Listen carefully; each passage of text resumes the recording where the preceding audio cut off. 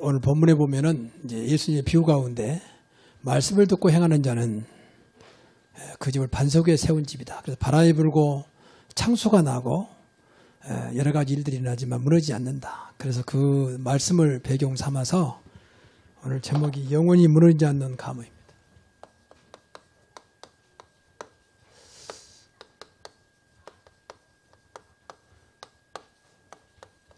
그래서 여러분에게 뭐 책임지려고, 뭐 부담 주려고 그런 건 아니지만 여러분 때문에 여러분 후대가 영원히 무너지지 않기를 바랍니다.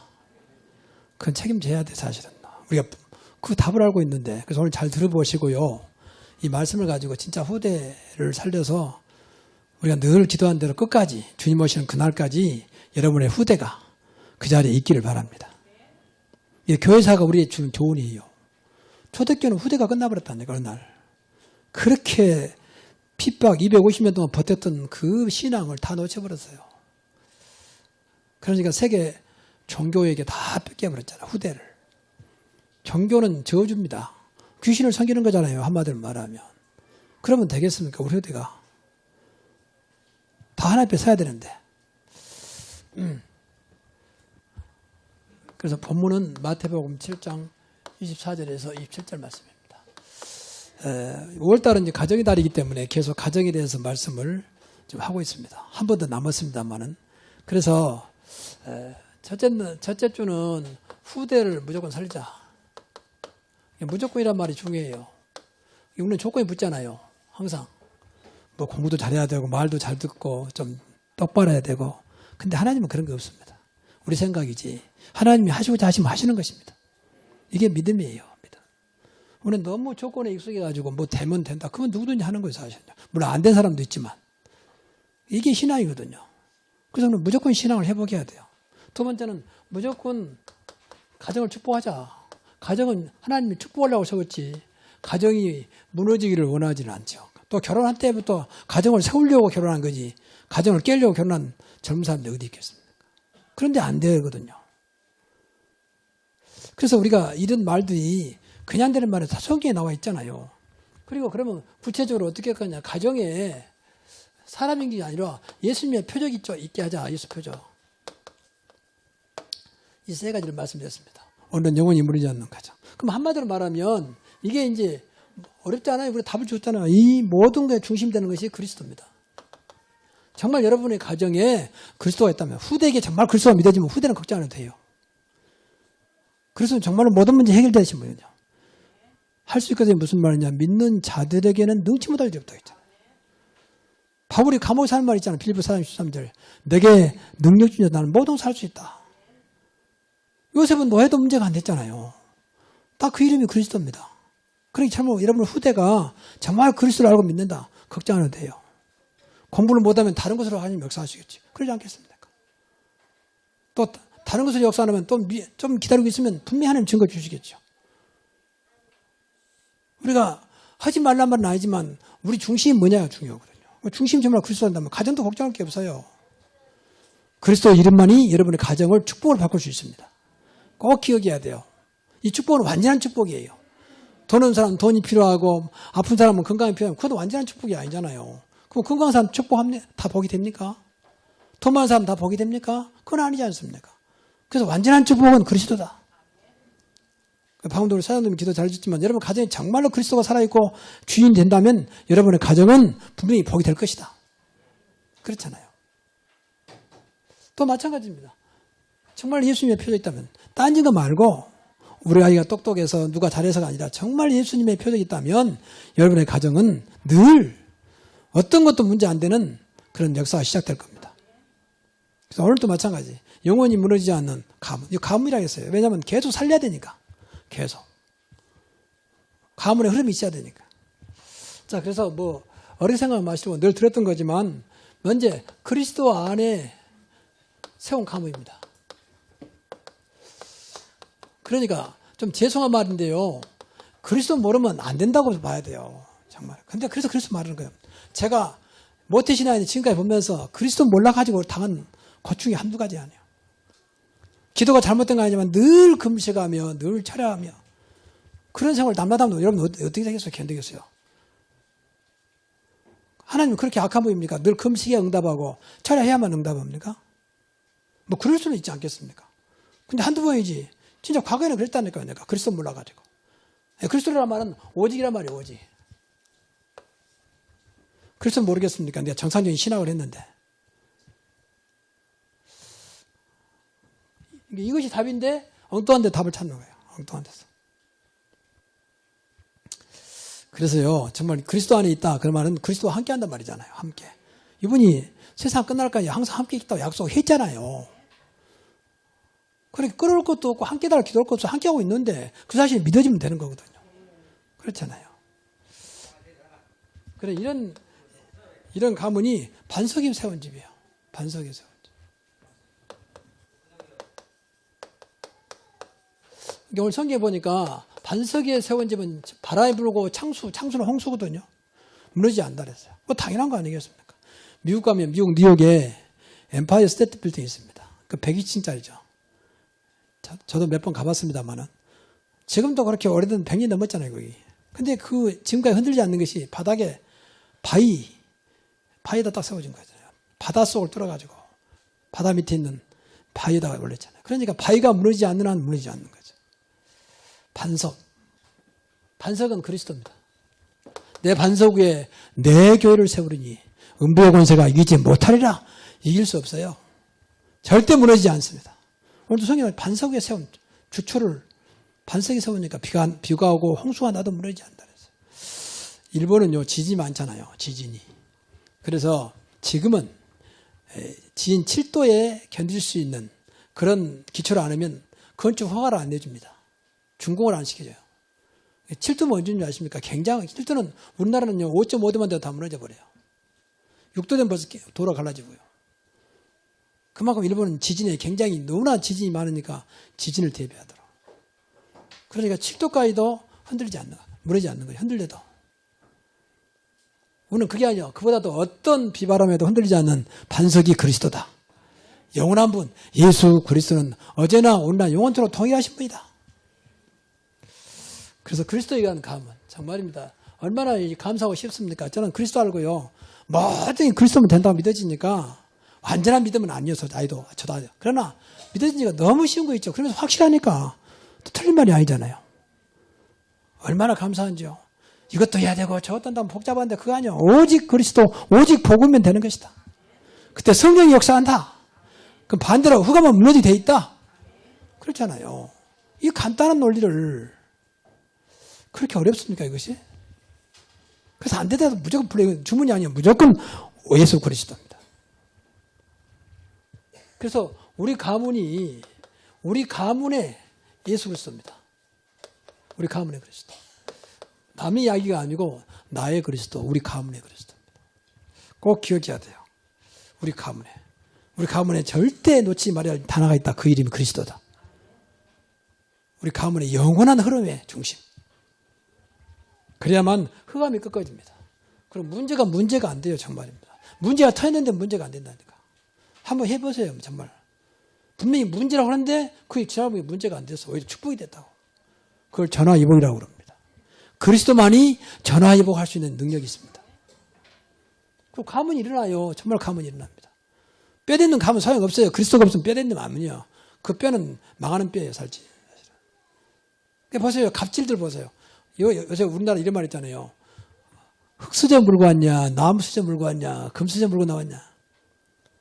부자들은 전부 다 금수저 물고 나왔대요. 어린아이가. 조금 덜 하다가 은수저 물고 나오고.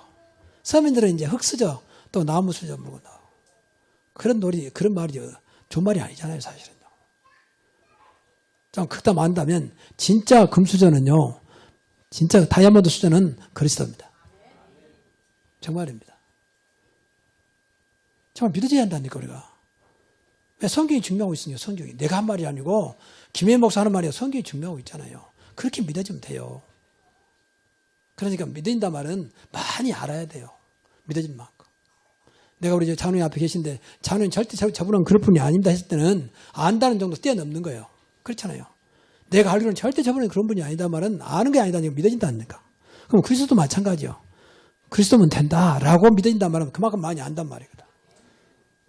그래서 그리스도는 거예요. 늘 그리스도는 어마어마하게 들었잖아요. 지혜와 지식은 모든 보화가 감춰있다 있잖아요. 골로새 2장 3절에.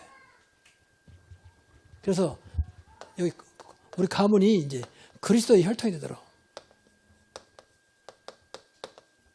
뭐 이씨 가문이냐 김씨 가문이 소용없어요. 조선시대는 죄송한 말입니다. 이씨 되시면 미안합니다만은 조선시대는 사실 민족을 망하게 한 거예요. 매일 싸우기만 하고 말이죠. 나는 조선 그 역사를 보면서 뭐 다 그런 건 아니죠. 어떻게 저럴까 말이야. 국가를 위한 전혀 그런 거 없어요. 거의가 다. 맨 탕파 싸움이고 왕은 또 자기 자리 지키려고 많은 사람 또 죽이고 국가에 위한 거 없고 백성들은 늘 노예처럼 취급하고 평생 천민으로 살아가게 만들고 그 시조선입니다. 우리는 그런 게 아니에요. 우리 혈통은 그리스도입니다. 영적인 혈통입니다. 여러분에도 그리스도의 피가 나에도 그리스도의 피가 부활하신 그리스도의 흔적이 여러분에게도 나에게도 그러면 돼요. 그렇잖아요. 십자가에서 모든 문제 해결하셨잖아요. 십자가에서 이 피 십자가의 피 이것은 모든 죄를 깨끗게 하는 피잖아요. 그래서 우리는 가끔 농담으로 무슨 형이냐 묻지 마세요. 우리는 예수님의 보혈형이요. 십자가요.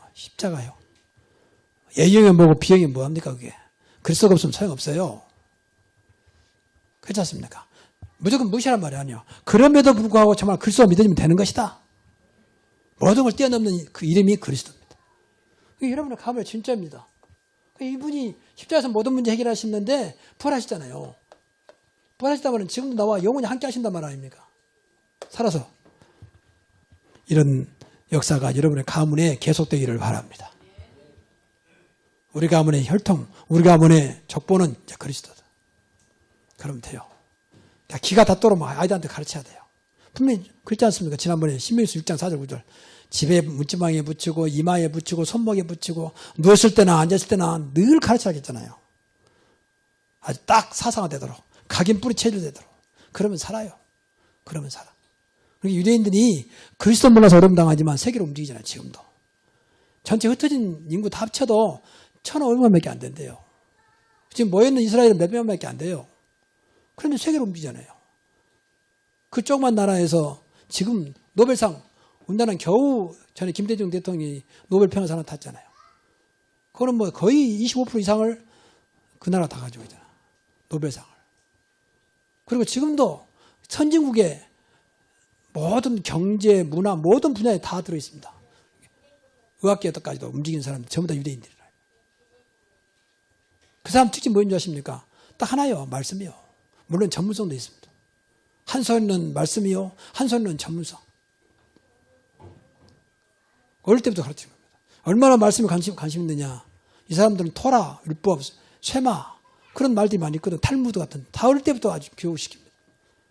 그러니까 심지어는 아이를 가깝게 하려고 그 깨끗한 포장을 해가지고 아이들이 좋아하는 거 묻혀준다. 이래 묻혀놔. 그럼 아이들이 좋아하니까 늘 관심 있게 그만 한번 생각날 거 아니에요. 그래서 늘 말씀을 가깝게 하더라고. 우리하고 좀 다른 거지만.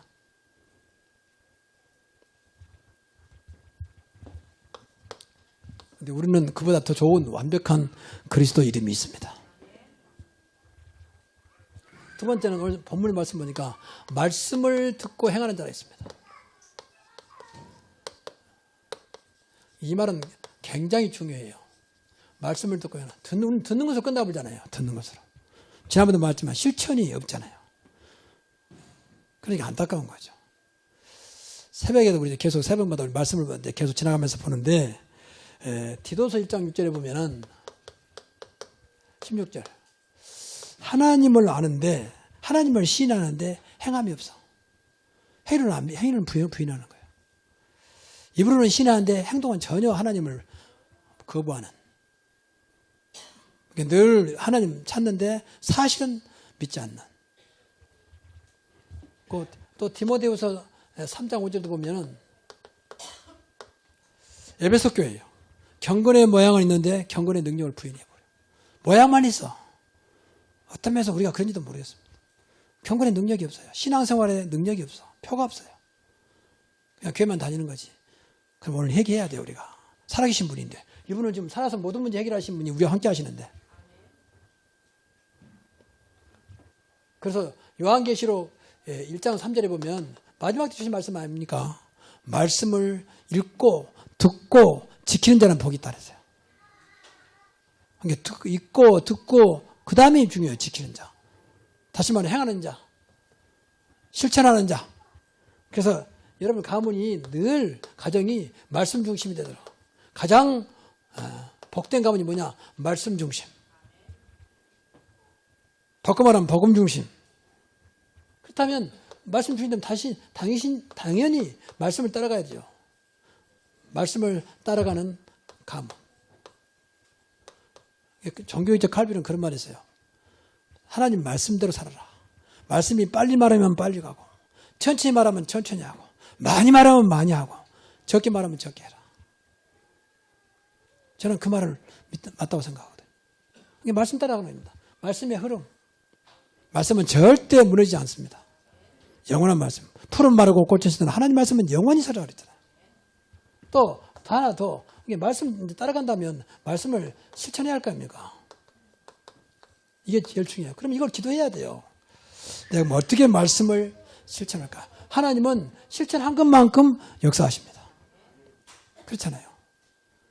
아브라함이 아들 이삭을 하나님 바치라는 것 때문에 모리아산에 3일 동안 데리고 올라가잖아요.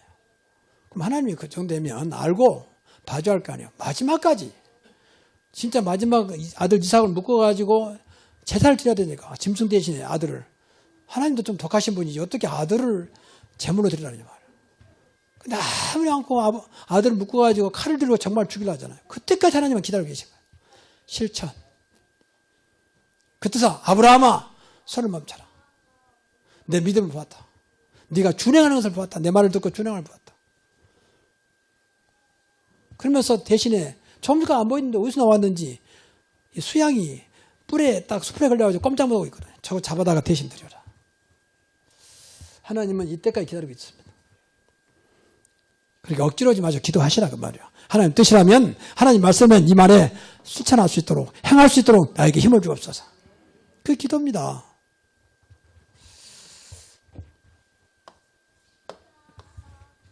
자, 세 번째입니다. 자, 사명을 가진 가문입니다. 우리 인생도요, 여러분이 뭐 해야 할 것 같다. 그러면 그 인생은 진짜 표류하는 인생이거든. 표류. 목적이 없는 인생. 사명이 없는 인생. 내가 공부해서 뭐 하지? 돈 벌어서 뭐 하지? 이렇게 없이 막 돈 벌고 공부한다고 하는 사람은 진짜 돈 벌어도 문제잖아요. 그런 사람이 돈 벌 일도 없겠지만. 우리 가문도 마찬가지입니다. 분명히 가문에 하나님께서 가문에 천명과 소명과 사명을 줬거든요. 그럼 여기서 답을 찾아내야 돼요. 그러면 첫째 뭐냐? 가문의 목적이 뭐냐? 가문에 주신 이유가 뭐냐 그 말이에요. 이걸 찾아내야 돼요. 제일 중요한 것은 가문을 살려야 되니까 가문을 치워라. 어제까지 흘러온 가문 있잖아요. 좀 죄송한 말입니다. 우리 조상들은 전부 다 저주의 가문이었어요. 사실은.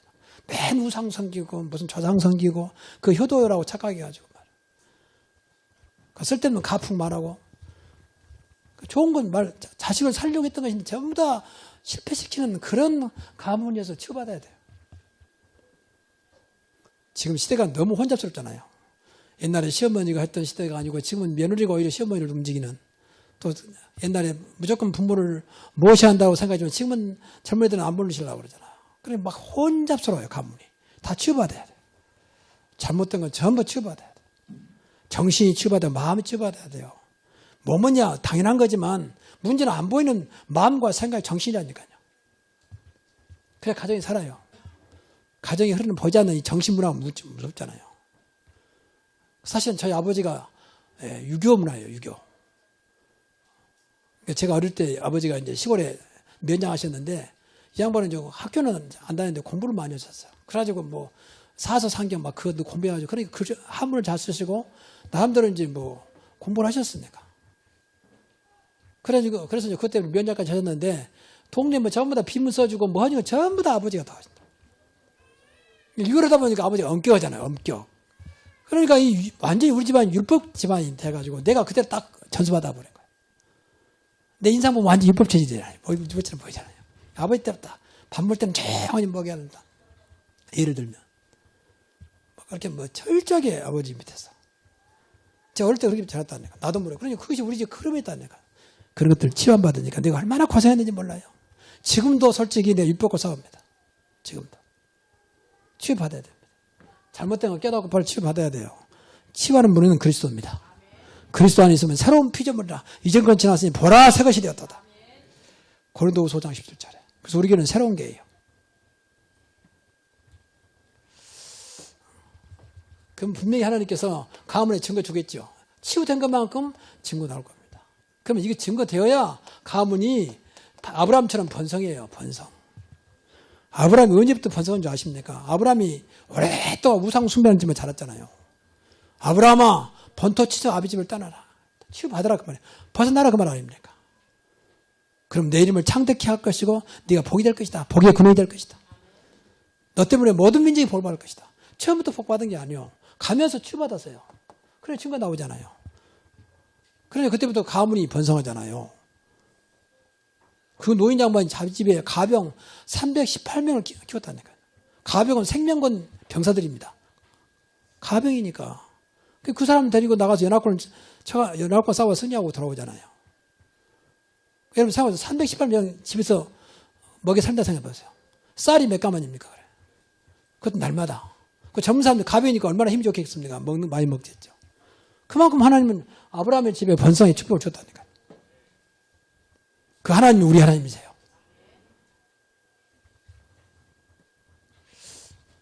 그 두 번째 이제 목적은 여러분이 속한 교회를 살려야 돼요. 교회 살리는 가문 되시기 바랍니다. 그래서 자녀들한테 꼭 설명하세요. 교회는 네가 생명을 지켜야 된다. 교회를 네가 정말 살려야 된다. 그게 자식이 사는 길이라니까요. 근데 반대로 교회에 대해서 험담하고 그러면요 자식을 죽여버립니다. 영적으로 죽는다니까요. 몰라서 그래요. 세상 사람들 모르니까 비난하잖아요. 왜? 종교를 보니까. 종교로. 기독교는 종교가 아닙니다.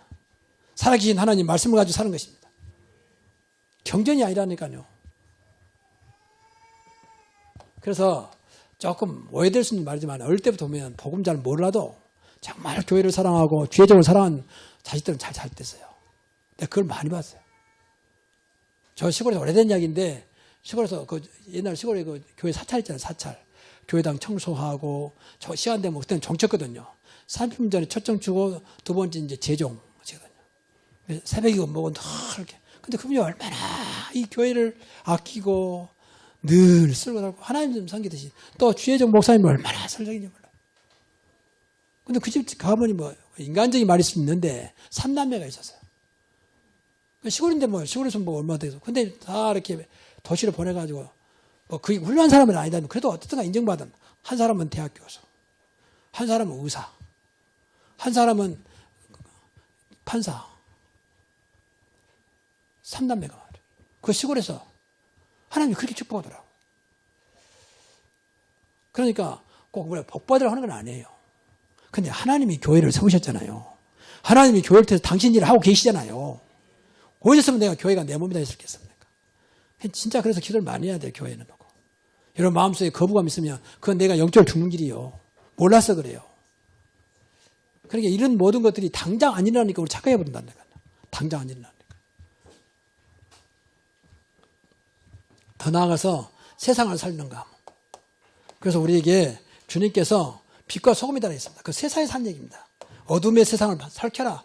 그래서 빛. 어둠의 세상을 밝혀라. 세상은 어둠으로 영적으로 되어 있거든요. 그 세상은 전부 다 썩어가고 있다. 소금. 소금은 두 가지요. 썩는 것을 방지하고 맛을 내는 겁니다. 세상은 지금 전부 썩어가고 있다. 그래서 그렇게 생선을 막 잡으면 소금 뿌리잖아요. 안 썩도록. 우리 역할이 이겁니다. 세상을 살리는 가문. 빛은 그리스도요. 소금도 그리스도입니다. 그게 쉽다고 말이에요. 진짜 우리가 복음을 가지고 있고 그리스도 믿으면요. 여러분의 가문 자체가 세상을 살립니다. 요셉 보세요. 요셉 한 사람 때문에 온 애국가에 살려버리잖아요. 노예 출신이. 그 집 가문 살리죠. 나중엔 애국을 살려버리잖아요. 이런 축복이 있기를 바랍니다. 자, 결론입니다.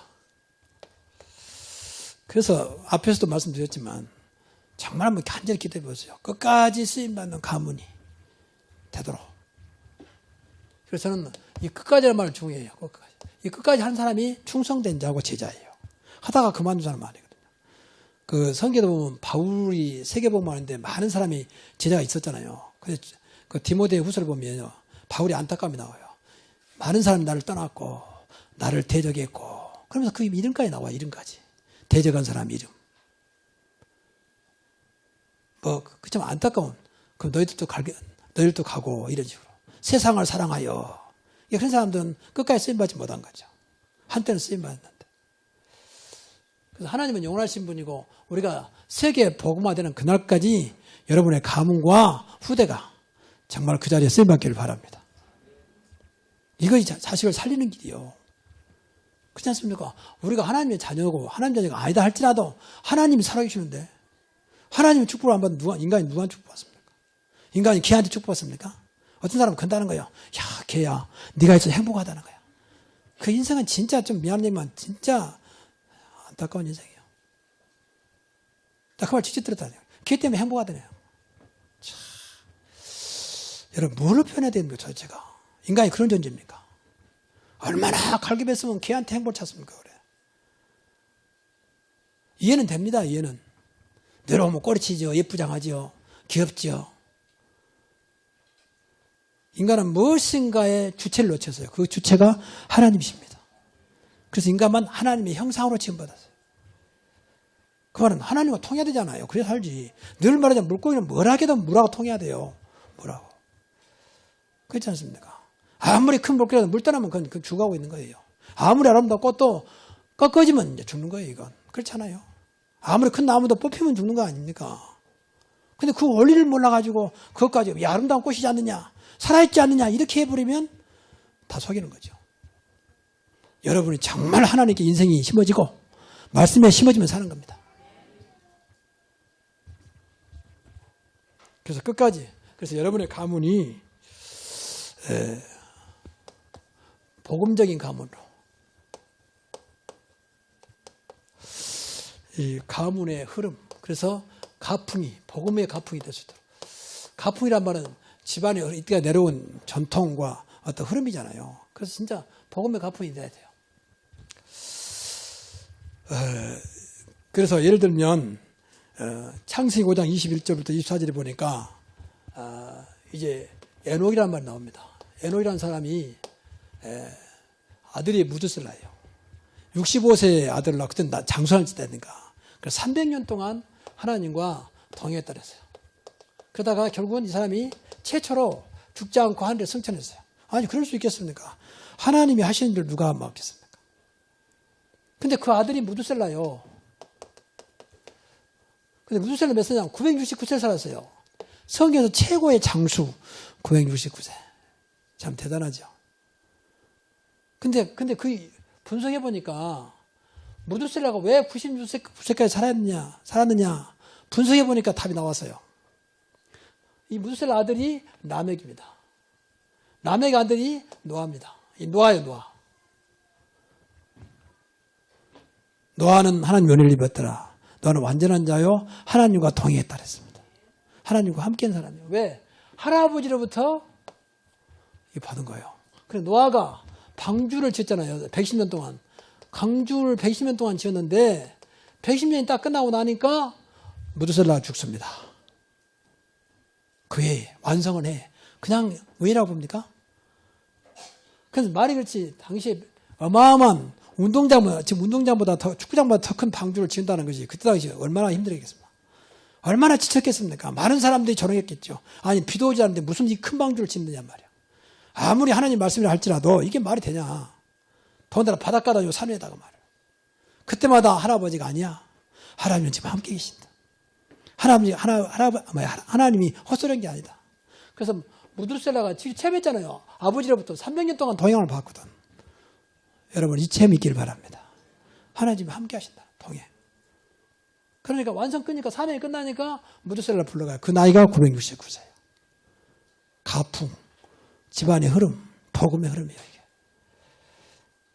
정말 쓸데없는 말해가지고 자식들 상처 주지 마세요. 쓸데없는 가풍 불러 소용없어요. 그 가풍은요. 네 할아버지가 뭐 한 줄 아냐? 뭐 했으면 뭐합니까?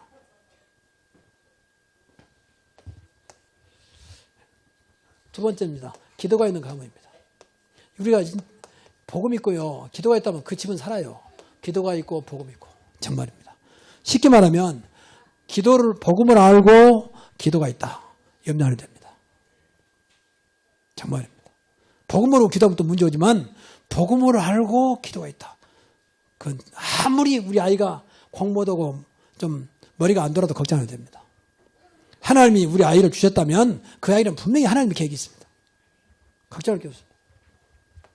그래서 애들 보세요. 한나 보세요. 한나가 기도하는 사람 아닙니까? 이 사람이 누굴 낳았습니까? 사무엘을 낳았습니다.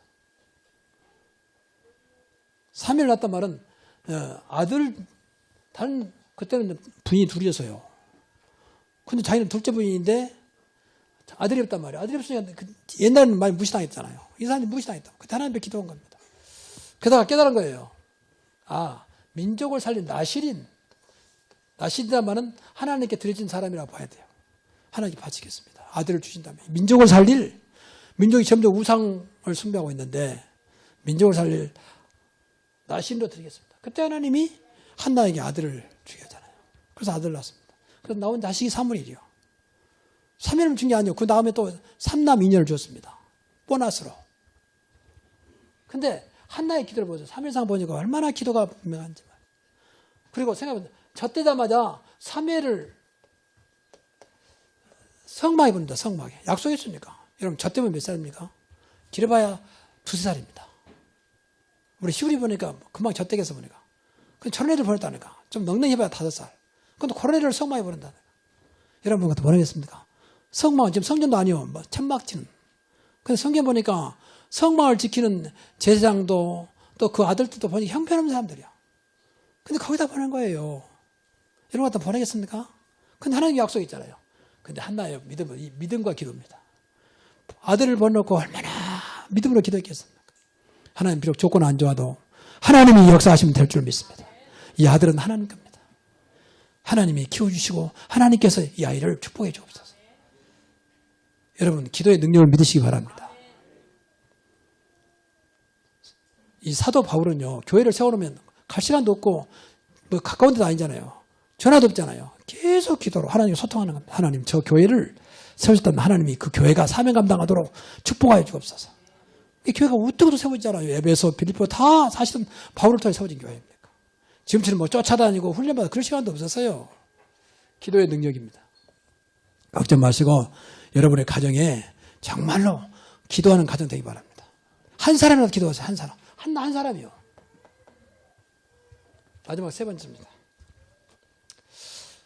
후대 신앙의 갑입니다. 후대에게 자녀들에게요. 신앙의 갑을 남기세요. 이 갑. 밭돈. 뭐냐? 믿음입니다. 디모데후서 1장에 보니까 이 디모데라는 훌륭한 지도자잖아요. 물론 바울의 제자입니다. 바울이 얼마나 사랑했던지 내 아들 디모데야. 친아들은 아닌데.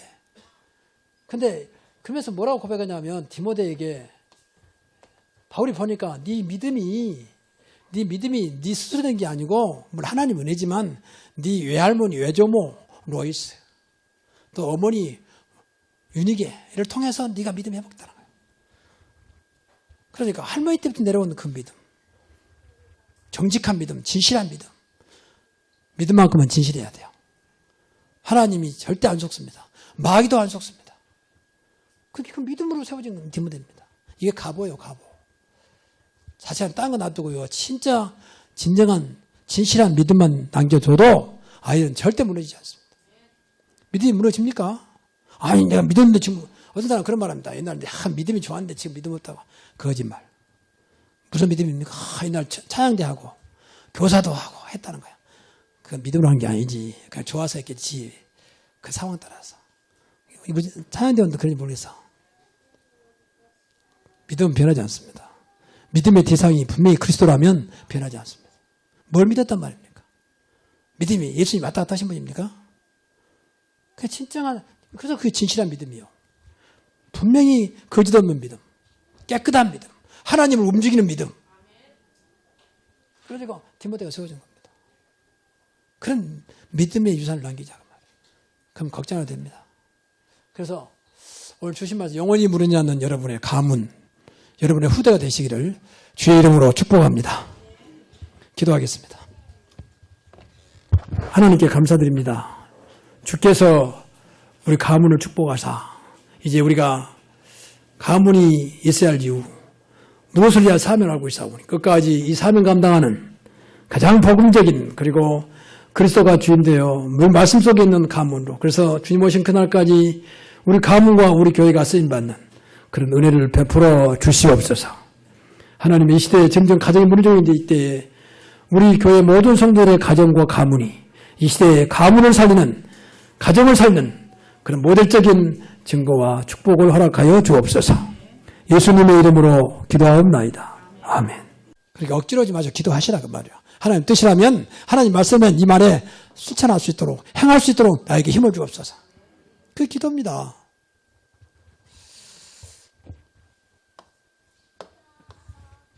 자, 세 번째입니다.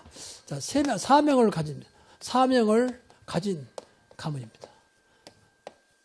우리 인생도요, 여러분이 뭐 해야 할 것 같다 그러면 그 인생은 진짜 표류하는 인생이거든. 표류.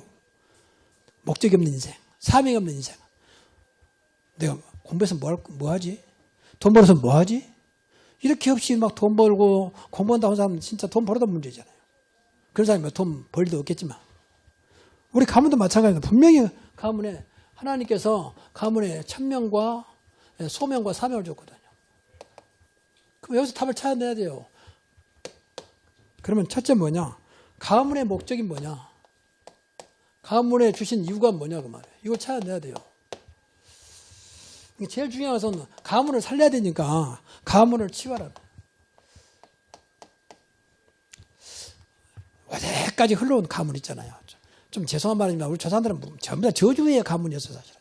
맨 우상 섬기고 무슨 조상 섬기고 그 효도라고 착각해가지고 말이에요. 쓸데없는 가풍 말하고 좋은 건 자식을 살려고 했던 것이 전부 다 실패시키는 그런 가문이어서 치유받아야 돼요. 지금 시대가 너무 혼잡스럽잖아요. 옛날에 시어머니가 했던 시대가 아니고 지금은 며느리가 오히려 시어머니를 움직이는, 또 옛날에 무조건 부모를 모셔야 한다고 생각하지만 지금은 젊은이들은 안 모시려고 그러잖아요. 그래 막 혼잡스러워요. 가문이. 다 치유받아야 돼요. 잘못된 건 전부 치유받아야 돼요. 정신이 치유받아야, 마음이 치유받아야 돼요. 뭐뭐냐 당연한 거지만 문제는 안 보이는 마음과 생각, 정신이라니까요. 그래야 가정이 살아요. 가정이 흐르는 보지 않는 이 정신문화가 무섭잖아요. 사실은 저희 아버지가 유교 문화예요, 유교. 제가 어릴 때 아버지가 이제 시골에 면장하셨는데 이 양반은 이제 학교는 안 다녔는데 공부를 많이 하셨어요. 그래가지고 뭐 사서 상경 막 그것도 공부해가지고 그러니까 그 한문을 잘 쓰시고 나름대로 이제 뭐 공부를 하셨으니까. 그래서 이제 그때 면장까지 하셨는데 동네 뭐 전부 다 비문 써주고 뭐 하니까 전부 다 아버지가 다 하신다. 이러다 보니까 아버지가 엄격하잖아요, 엄격. 그러니까 완전히 우리 집안이 율법 집안이 돼가지고 내가 그때 딱 전수받아 버린 거예요. 내 인상 보면 완전 율법 체질이잖아요. 율법처럼 보이잖아요. 아버지 때부터 밥 먹을 때는 조용히 먹여야 한다. 예를 들면. 그렇게 뭐 철저하게 아버지 밑에서. 제가 어릴 때 그렇게 자랐다니까. 나도 모르고. 그러니까 그것이 우리 집 흐름에 있다니까. 그런 것들 치유받으니까 내가 얼마나 고생했는지 몰라요. 지금도 솔직히 내가 율법과 싸웁니다. 지금도. 치유받아야 됩니다. 잘못된 거 깨닫고 바로 치유받아야 돼요. 치유하는 분은 그리스도입니다. 그리스도 안에 있으면 새로운 피조물이라 이전 건 지났으니 보라 새 것이 되었다. 고린도후서 5장 17절에. 그래서 우리 교회는 새로운 교회예요. 그럼 분명히 하나님께서 가문에 증거 주겠죠. 치유된 것만큼 증거 나올 겁니다.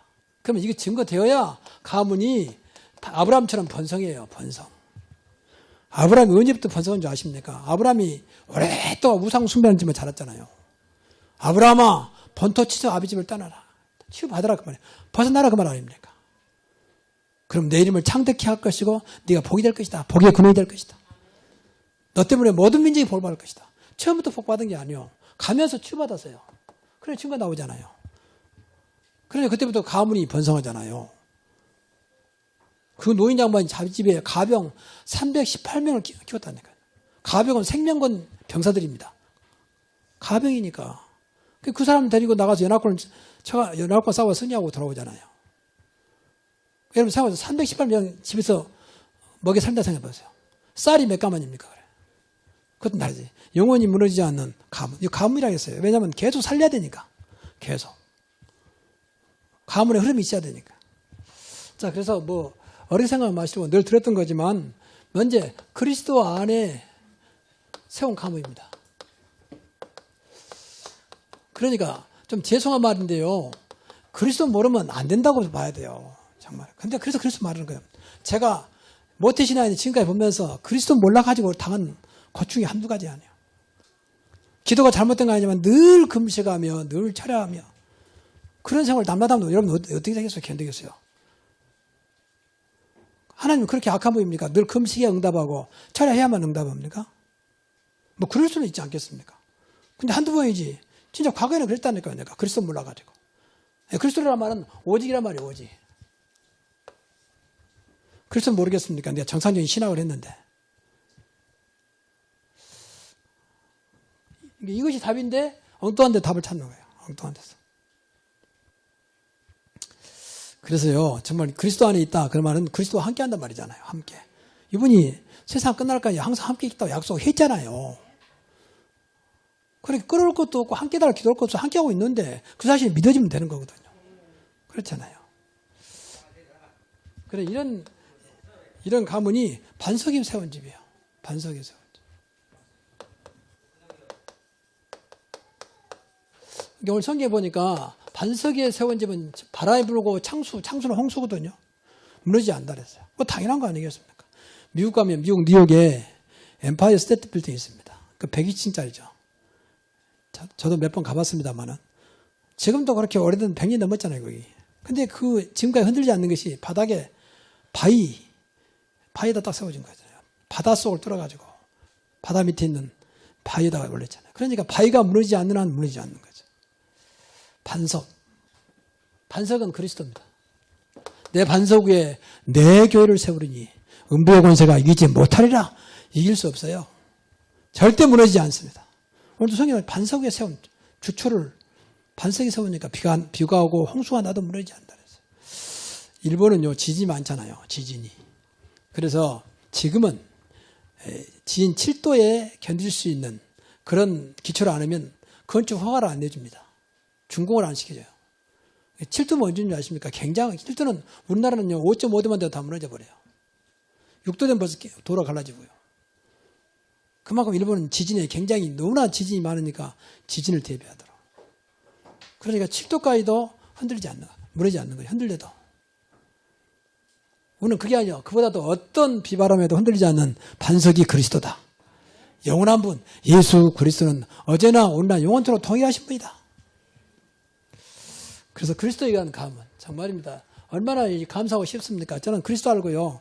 뭐든지 그리스도면 된다고 믿어지니까 완전한 믿음은 아니어서 저도 아니요. 그러나 믿어지니까 너무 쉬운 거 있죠. 그러면서 확실하니까 또 틀린 말이 아니잖아요. 얼마나 감사한지요. 이것도 해야 되고 저것도 한다면 복잡한데 그거 아니요. 오직 그리스도, 오직 복음이면 되는 것이다. 그때 성령이 역사한다. 그럼 반대로 흑암은 무너지 돼 있다. 그렇잖아요. 이 간단한 논리를 그렇게 어렵습니까 이것이? 그래서 안 되더라도 무조건 불러 주문이 아니에요. 무조건 예수 그리스도입니다. 그래서 우리 가문에 예수 그리스도입니다. 우리 가문의 그리스도. 남의 이야기가 아니고 나의 그리스도, 우리 가문의 그리스도입니다. 꼭 기억해야 돼요. 우리 가문에 절대 놓치지 말아야 할 단어가 있다. 그 이름이 그리스도다. 우리 가문의 영원한 흐름의 중심. 그래야만 흑암이 꺾어집니다. 그럼 문제가 안 돼요. 정말입니다. 문제가 터졌는데 문제가 안 된다니까. 한번 해보세요. 정말. 분명히 문제라고 하는데 그게 지나보니 문제가 안 됐어. 오늘 본문에 보면은 이제 예수님의 비유 가운데 말씀을 듣고 행하는 자는 그 집을 반석 위에 세운 집이다. 그래서 바람이 불고 창수가 나고 여러 가지 일들이 나지만 무너지지 않는다. 그래서 그 말씀을 배경 삼아서 오늘 제목이 영원히 무너지지 않는 가문입니다.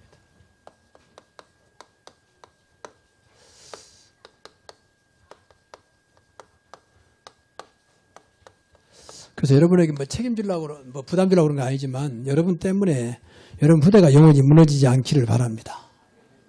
그건 책임져야 돼, 사실은. 우리가 그 답을 알고 있는데. 그래서 오늘 잘 들어보시고요. 이 말씀을 가지고 진짜 후대를 살려서 우리가 늘 기도한 대로 끝까지 주님 오시는 그날까지 여러분의 후대가 그 자리에 있기를 바랍니다. 이 교회사가 우리에게 주는 교훈이에요. 초대교회는 후대가 끝나버렸다니까, 어느 날. 그렇게 핍박 250년 동안 버텼던 그 신앙을 다 놓쳐버렸어요. 그러니까 세계 종교에게 다 뺏겨버렸잖아요, 후대를. 종교는 저주입니다. 귀신을 섬기는 거잖아요, 한마디로 말하면. 그러면 되겠습니까, 우리 후대가? 다 하나님 앞에 서야 되는데. 그래서 본문은 마태복음 7장 24절에서 27절 말씀입니다. 5월달은 이제 가정의 달이기 때문에 계속 가정에 대해서 말씀을 좀 하고 있습니다. 한 번 더 남았습니다만은. 그래서 첫째 주는 후대를 무조건 살자. 무조건이란 말이 중요해요. 우리는 조건이 붙잖아요.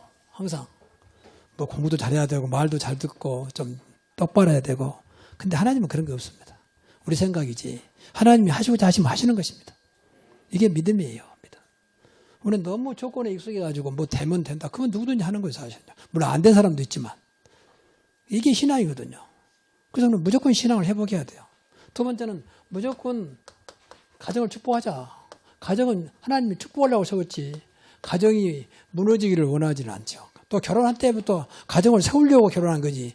가정을 깨려고 결혼한 젊은 사람들이 어디 있겠습니까? 그런데 안 되거든요. 그래서 우리가 이런 말들이 그냥 되는 말이 다 성경에 나와 있잖아요. 그리고 그러면 구체적으로 어떻게 할 거냐. 가정에 사람인 게 아니라 예수님의 표적 있게 하자. 예수 표적. 이 세 가지를 말씀드렸습니다. 오늘은 영원히 무너지지 않는 가정. 그럼 한마디로 말하면 이게 이제 어렵지 않아요. 우리 답을 줬잖아요. 이 모든 것에 중심되는 것이 그리스도입니다. 정말 여러분의 가정에 그리스도가 있다면 후대에게 정말 그리스도가 믿어지면 후대는 걱정 안 해도 돼요. 그래서 정말로 모든 문제 해결되신 분이죠. 할 수 있거든요. 무슨 말이냐. 믿는 자들에게는 능치 못할 일이 없다고 했잖아요. 바울이 감옥에 사는 말 있잖아요. 빌립보 4장 13절. 내게 능력 주냐 나는 모든 살 수 있다. 요셉은 노예도 문제가 안 됐잖아요. 딱 그 이름이 그리스도입니다. 그러니까 참 여러분 후대가 정말 그리스도를 알고 믿는다. 걱정 안 해도 돼요. 공부를 못하면 다른 것으로 하나님 역사하시겠지. 그러지 않겠습니까? 또 다른 것으로 역사 안 하면 또 좀 기다리고 있으면 분명히 하나님 증거 주시겠죠. 우리가 하지 말란 말은 아니지만 우리 중심이 뭐냐가 중요하거든요. 중심이 정말 그리스도 한다면 가정도 걱정할 게 없어요. 그리스도 이름만이 여러분의 가정을 축복을 바꿀 수 있습니다. 꼭 기억해야 돼요. 이 축복은 완전한 축복이에요. 돈 없는 사람은 돈이 필요하고 아픈 사람은 건강이 필요하고 그것도 완전한 축복이 아니잖아요. 그럼 건강한 사람 축복하면 다 복이 됩니까? 돈 많은 사람 다 복이 됩니까? 그건 아니지 않습니까? 그래서 완전한 축복은 그리스도다. 방금도 우리 사장님이 기도 잘해줬지만 여러분 가정에 정말로 그리스도가 살아있고 주인이 된다면 여러분의 가정은 분명히 복이 될 것이다. 그렇잖아요. 또 마찬가지입니다. 정말 예수님의 표적이 있다면 딴 거 말고 우리 아이가 똑똑해서 누가 잘해서가 아니라 정말 예수님의 표적이 있다면 여러분의 가정은 늘 어떤 것도 문제 안 되는 그런 역사가 시작될 겁니다. 그래서 오늘도 마찬가지로 축복이 됐다고. 그걸 전화위복이라고 그럽니다. 그리스도만이 전화위복할 수 있는 능력이 있습니다. 그 가문이 일어나요. 정말 가문이 일어납니다. 뼈대는 가문 소용없어요. 그리스도가 없으면 뼈대는 마음은요. 그 뼈는 망하는 뼈예요, 살지. 보세요. 갑질들 보세요. 요새 우리나라 이런 말 있잖아요. 흙수저 물고 왔냐, 나무수저 물고 왔냐, 금수저 물고 나왔냐. 부자들은 전부 다 금수저 물고 나왔대요. 어린아이가. 조금 덜한 사람 은수저 물고 나오고. 서민들은 이제 흙수저 또 나무수저 물고 나오고. 그런 말이 좋은 말이 아니잖아요, 사실은요. 좀 크다 만다면 진짜 금수저는요, 진짜 다이아몬드 수저는 그리스도입니다. 정말입니다. 정말 믿어져야 한다니까, 우리가. 성경이 증명하고 있으니까, 성경이. 내가 한 말이 아니고, 김혜인 목사 하는 말이야. 성경이 증명하고 있잖아요. 그렇게 믿어지면 돼요. 그러니까 믿어진다 말은 많이 알아야 돼요. 믿어진 만큼. 내가 우리 장로님 앞에 계신데, 장로님 절대 저분은 그럴 분이 아닙니다 했을 때는, 안다는 정도 뛰어넘는 거예요. 그렇잖아요. 내가 알기로는 절대 저분은 그런 분이 아니다 말은 아는 게 아니다. 믿어진다니까. 그럼 그리스도도 마찬가지요. 그리스도면 된다라고 믿어진다 말은 그만큼 많이 안단 말이거든. 그래서 그리스도는 거예요. 늘 그리스도는 어마어마하게 들었잖아요. 지혜와 지식의 모든 보화가 감춰있다 있잖아요. 골로새 2장 3절에. 그래서 여기 우리 가문이 이제 그리스도의 혈통이 되도록. 뭐 이씨 가문이냐 김씨 가문이 소용없어. 조선시대는 죄송한 말입니다. 이씨 되시면 미안합니다만은 조선시대는 사실은 민족을 망하게 한 거예요. 매일 싸우기만 하고 말이죠. 나는 조선 그 역사를 보면서 뭐 다 그런 건 아니죠. 어떻게 저럴까 말이야. 국가를 위하는 전혀 그런 거 없어요. 거의가 다. 맨 탕파 싸움이고 왕은 또 자기 자리 지키려고 많은 사람 또 죽이고 국가에 한 거 없고 백성들은 늘 노예처럼 취급하고 평생 천민으로 살아가게 만들고 그의 시조서입니다. 우리는 그런 게 아니에요. 우리 혈통은 그리스도입니다. 영적인 혈통입니다. 여러분에도 그리스도의 피가 나에도 그리스도의 피가 부활하신 그리스도의 흔적이 여러분에게도 나에게도 그러면 돼요. 그렇잖아요. 십자가에서 모든 문제 해결하셨잖아요. 십자가에서 이 피 십자가의 피 이것은 모든 죄를 깨끗게 하는 피잖아요. 그래서 우리는 가끔 농담으로 무슨 형이냐 묻지 마세요. 우리는 예수님의 보혈형이요. 십자가요. A형이 뭐고 B형이 뭐합니까 그게. 그리스도가 없으면 소용없어요. 그렇지 않습니까? 무조건 무시하란 말이 아니에요. 그럼에도 불구하고 정말 그리스도가 믿어지면 되는 것이다. 모든 걸 뛰어넘는 그 이름이 그리스도입니다. 여러분의 가문의 진짜입니다. 이분이 십자가에서 모든 문제 해결하시는데 부활하시잖아요. 부활하시다면 지금도 나와 영원히 함께 하신단 말 아닙니까? 살아서. 이런 역사가 여러분의 가문에 계속되기를 바랍니다. 우리 가문의 혈통, 우리 가문의 족보는 이제 그리스도다. 그러면 돼요. 기가 닿도록 아이들한테 가르쳐야 돼요. 분명히 그렇지 않습니까? 지난번에 신명기서 6장 4절 9절 집에 문지방에 붙이고 이마에 붙이고 손목에 붙이고 누웠을 때나 앉았을 때나 늘 가르쳐야겠잖아요. 아주 딱 사상화되도록 각인 뿌리 체질되도록 그러면 살아요. 그러면 살아. 그러니까 유대인들이 그리스도 몰라서 어려움 당하지만 세계로 움직이잖아요. 지금도. 전체 흩어진 인구 다 합쳐도 1,500만밖에 안 된대요. 지금 모여있는 이스라엘은 몇 명밖에 안 돼요. 그러면 세계로 움직이잖아요. 그 조그만 나라에서 지금 노벨상 우리나라는 겨우 전에 김대중 대통령이 노벨 평화상을 탔잖아요. 그거는 뭐 거의 25% 이상을 그 나라 다 가지고 있잖아. 노벨상을. 그리고 지금도 선진국의 모든 경제, 문화, 모든 분야에 다 들어있습니다. 의학계에까지도 움직이는 사람들 전부 다 유대인들이라. 그 사람 특징 뭐인 줄 아십니까? 딱 하나요. 말씀이요. 물론 전문성도 있습니다. 한 손은 말씀이요. 한 손은 전문성. 어릴 때부터 가르치는 겁니다. 얼마나 말씀에 관심 있느냐. 이 사람들은 토라, 율법, 쉐마 그런 말들이 많이 있거든. 탈무드 같은. 다 어릴 때부터 아주 교육시킵니다. 그러니까 심지어는 아이를 가깝게 하려고 그 깨끗한 포장을 해가지고 아이들이 좋아하는 거 묻혀준다. 이래 묻혀놔. 그럼 아이들이 좋아하니까 늘 관심 있게 그만 한번 생각날 거 아니에요.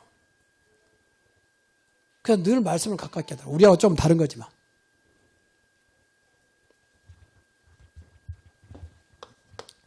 근데 우리는 그보다 더 좋은 완벽한 그리스도 이름이 있습니다. 두 번째는 오늘 본문 말씀 보니까 말씀을 듣고 행하는 자가 있습니다. 이 말은 굉장히 중요해요. 말씀을 듣고 행하는. 듣는 것으로 끝나버리잖아요. 듣는 것으로. 지난번에도 말했지만 실천이 없잖아요. 그러니까 안타까운 거죠. 새벽에도 우리 계속 새벽마다 우리 말씀을 보는데 계속 지나가면서 보는데 디도서 1장 6절에 보면은 16절 하나님을 아는데 하나님을 시인하는데 행함이 없어. 행위는 부인하는 거예요. 입으로는 시인하는데 행동은 전혀 하나님을 거부하는. 늘 하나님 찾는데 사실은 믿지 않는. 또 디모데후서 3장 5절도 보면은 에베소 교회예요. 경건의 모양은 있는데 경건의 능력을 부인해버려요. 모양만 있어. 어떤 면에서 우리가 그런지도 모르겠습니다. 경건의 능력이 없어요. 신앙생활에 능력이 없어. 표가 없어요. 그냥 교회만 다니는 거지. 그럼 오늘 회개해야 돼요. 우리가. 살아계신 분인데. 이분은 지금 살아서 모든 문제 해결하신 분이 우리와 함께 하시는데. 그래서 요한계시록 1장 3절에 보면 마지막 때 주신 말씀 아닙니까? 말씀을 읽고 듣고 지키는 자는 복이 있다 그랬어요. 읽고 듣고 그 다음에 중요해요. 지키는 자. 다시 말해 행하는 자. 실천하는 자. 그래서 여러분 가문이 늘 가정이 말씀 중심이 되도록 가장 복된 가문이 뭐냐? 말씀 중심. 바꿔 말하면 복음 중심. 그렇다면 말씀 중심 되면 당연히 말씀을 따라가야죠. 말씀을 따라가는 가문. 종교적 칼빈은 그런 말이 있어요. 하나님 말씀대로 살아라. 말씀이 빨리 말하면 빨리 가고 천천히 말하면 천천히 하고 많이 말하면 많이 하고 적게 말하면 적게 해라. 저는 그 말을 맞다고 생각하거든요. 이게 말씀 따라가는 겁니다. 말씀의 흐름. 말씀은 절대 무너지지 않습니다. 영원한 말씀. 푸른 마르고 꽃이 시든 하나님 말씀은 영원히 살아라 그랬잖아요. 또 하나 더 이게 말씀 따라간다면 말씀을 실천해야 할 거 아닙니까? 이게 제일 중요해요. 그럼 이걸 기도해야 돼요. 내가 뭐 어떻게 말씀을 실천할까? 하나님은 실천한 것만큼 역사하십니다. 그렇잖아요. 아브라함이 아들 이삭을 하나님 바치라는 것 때문에 모리아산에 3일 동안 데리고 올라가잖아요. 그럼 하나님이 그 정도 되면 알고 봐줘야 할 거 아니에요. 마지막까지. 진짜 마지막 아들 이삭을 묶어가지고 제사를 드려야 되니까 짐승 대신에 아들을. 하나님도 좀 독하신 분이지 어떻게 아들을 제물로 드리라는 말이에요. 근데 아무리 않고 아들을 묶어가지고 칼을 들고 정말 죽이려 하잖아요. 그때까지 하나님은 기다리고 계신 거예요. 실천. 그때서 아브라함아 손을 멈춰라. 내 믿음을 보았다. 네가 준행하는 것을 보았다. 내 말을 듣고 준행을 보았다.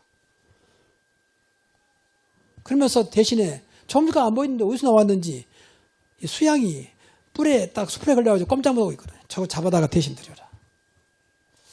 하나님은 이때까지 기다리고 있습니다.